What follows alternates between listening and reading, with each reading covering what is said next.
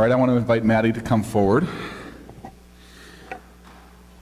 So, as many of you know, Maddie Strickler is a member of our church and was our student minister last year. And we heard him preach 4 times? I believe so. And we're going to hear him preach next Sunday. But he approached the council in September and asked if he could be licensed to preach the gospel, which is something that American Baptist churches do for people that are preparing for the ordination process. And we joyfully said, of course. And so today we're going to present you with this license and give you a chance to say just a few words here. The license to minister, to preach the gospel is a step in the ordination process. The ordination process has many, many different layers to it. Maddie actually can't start the official ordination process until he's been a member of this church for a year. Now, Maddie's been here for over a year, but officially joined the day that he finished his student minister work. And so in May, he can kind of start the ordination process. But in the meantime, we can license him to preach the gospel and get his learner's permit, so to speak. Steve Lee would have liked to have been here, but is out of town today, and so I'm standing up in his behalf.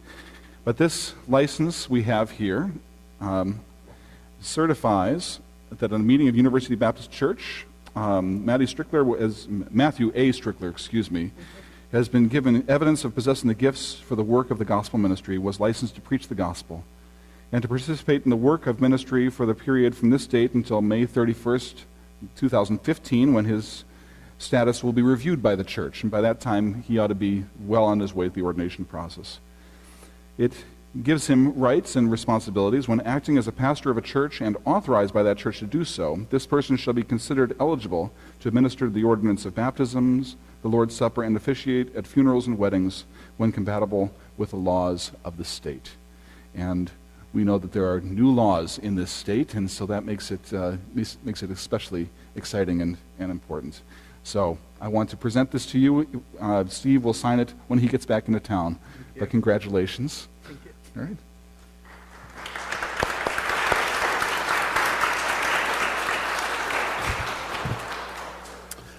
Thank you all so much. This is an incredible honor. It's a day of great joy for me. And when I was 5 or 6 years old, I was in church with my grandma, and I was standing up on the seat of the pew next to her as we sang from the hymnal, so I was trying to look over her shoulder. I was barely able to read, but I like to pretend. And whether or not I knew the words, I sang with all my heart. And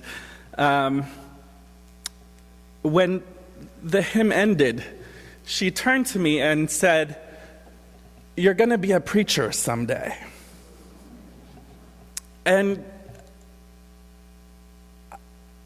I don't know how she knew, but she said it with such conviction. I didn't believe her until today.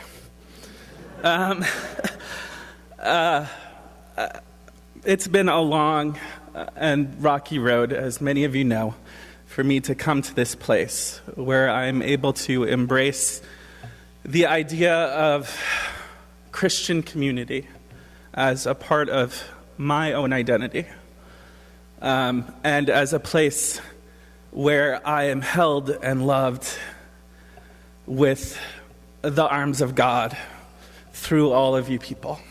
So thank you so much for this amazing honor.